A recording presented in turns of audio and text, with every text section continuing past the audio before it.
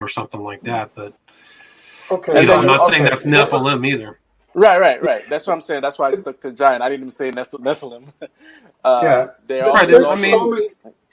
Goliath, there's a lot of problems with this, and it generally comes down to people speaking generically, watering things down, and getting excited about it. So, for example, it's very well known by now that, okay, let's just put this in historical context. You go back a few years, you go back a few decades, you go back a few centuries or millennia, and people weren't exactly trained anatomists. So if they found a bone, could they tell if it was whale or pachyderm or human? Not necessarily. Now, what's also interesting is if they were to find, say, the skeleton of a mammoth that by then was extinct, they would naturally lay it out on a two-dimensional surface on the ground. And they would reconstruct it like what? Well, they don't know what it is, so you could reconstruct it in the form of a standing human. So then you have a quote-unquote giant.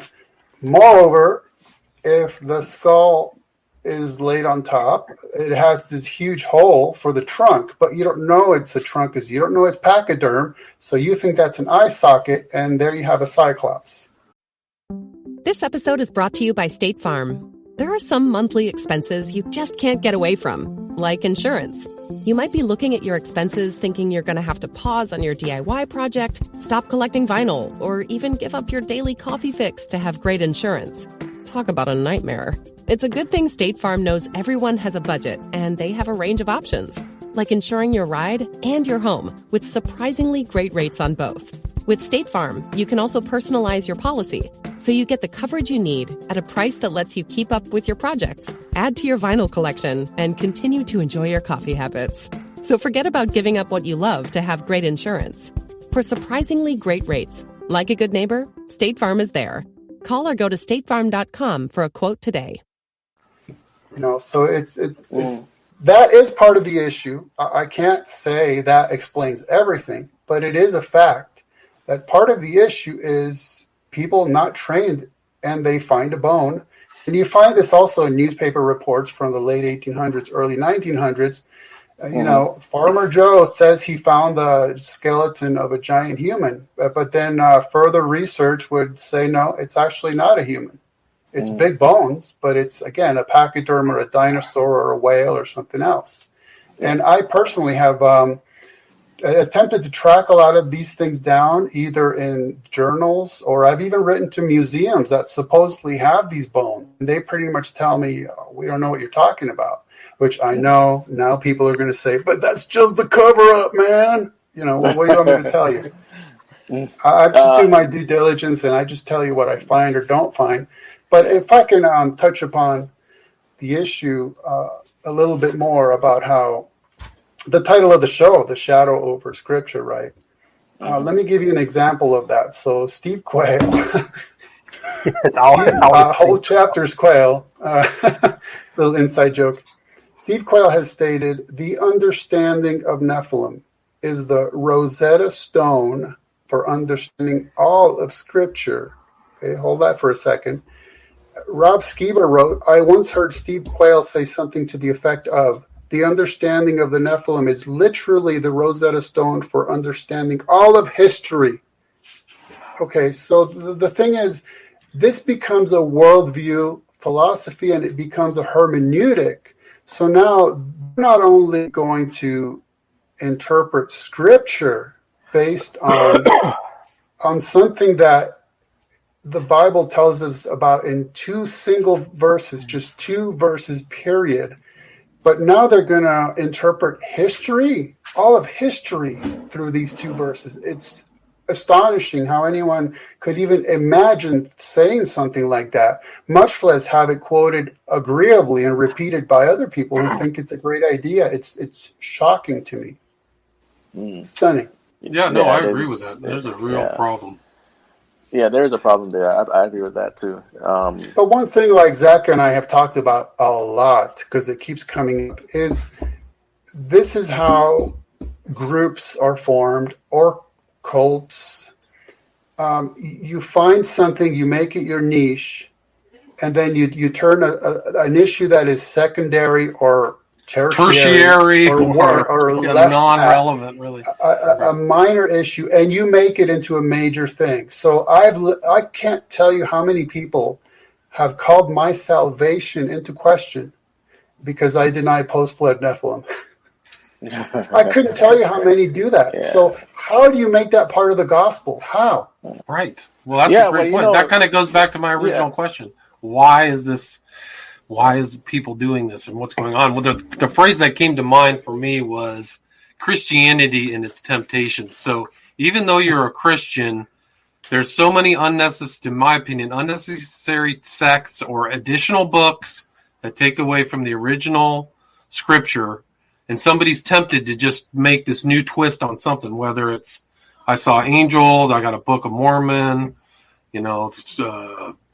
Watchtower or something. And you have this whole thing that distracts from the original life and death of Christ. And I think that's this. And Nephilim can fall, this Nephilim stuff can fall into that category as far as I'm concerned. Yeah, the word, you're actually talking like a Lutheran there, because the word we use for that is...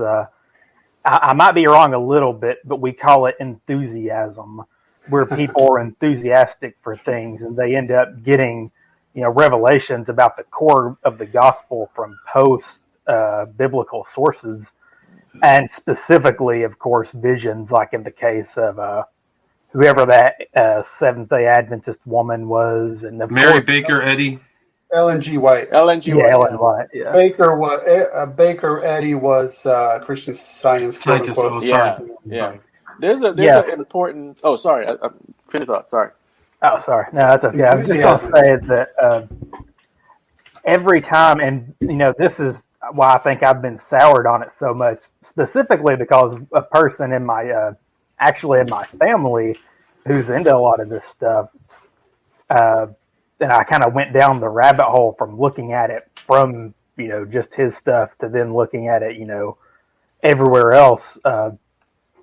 Once you go off of that on that path of enthusiasm, what happens is the law and the gospel get kind of muddied, and people always 9 times out of 10 become, straight up works salvationists, which was a big reason that the Reformation happened, which we say grace, salvation is through grace through faith alone, and every time someone tries to latch onto something, they become work salvationists. They'll either revert to becoming they'll be like Mosaic law keepers saying you have to keep the Levitical stuff, or they'll be like the Seventh-day Adventists, or groups that we can't even call Christian, but then also some groups that do claim to be Christian, but, follow some other weird, Armstrongism type heresy where they're like, it's like a mixture of getting saved,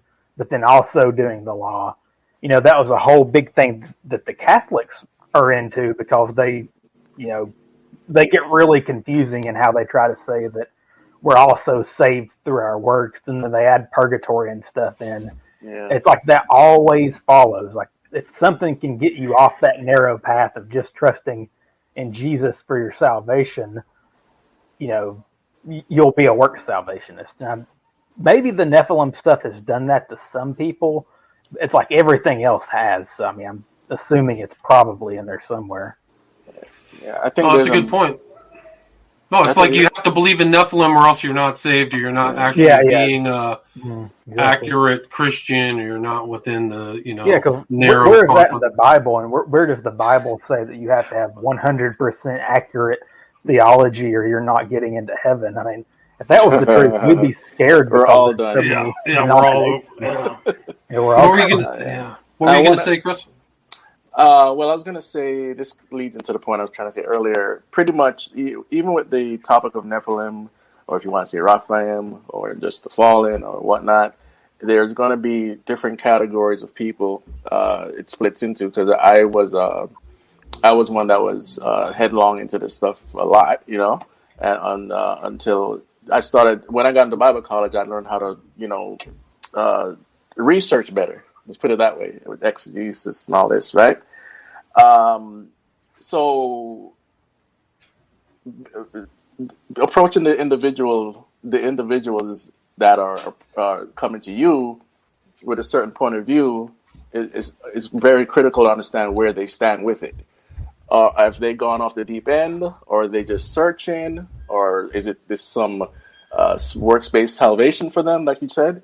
We have to figure out the differentiation. So I'm saying all that now to get to my other point, which is the spiritual realm, right? The research I'm doing for my documentary is very interesting, man. Because it always comes back to this issue, not necessarily Nephilim, but sex with entities. It breaks down in different categories, from angels to ghosts to entities, aliens, robots, whatever it is. And if you watched enough sci-fi, if you watched enough horror, if you read enough fantasy, played enough video games, you know exactly what I'm talking about, right? When you go into Hollywood, there are people, you can search this online at any time, like Bobby Brown, let's see, the young lady from Charlie's Angels, I think she's Japanese or something. Anyway, they have stories, men and women have stories about having relations with these spirits. And so, even without the tagline of Nephilim, this is going on. And they're not kidding. It's not hyperbole. There are testimonies, again, from not just movie stars, but regular people as well. And then these themes are brought into our entertainment, right? Have you ever seen the movie Starman? Yes. You seen the movie Starman? Starman has a heavenly being coming down, and I guess he crashed on Earth or whatever, and he ends up having relations with a woman, and they're going to have a baby, right? You go to I Am Number 4. Again, another alien being or something like that comes down to Earth, and they always fall in love with somebody, right? Usually it's a human woman. In the case of, like, say, Aquaman, they're not from space, but they're from an underwater world, and they're not human. And they end up, this woman ends up having relations with an Earth man, and ends up having this hybrid called Aquaman, and he becomes the king of Atlantis, right? We referenced Superman. There's also Marvel's Guardians of the Galaxy. Peter Quill is a product of a alien being having relations with the Earth woman, and they have a hybrid called Peter Quill. Let's see, who else? We have, let's see, what's that movie? Splice.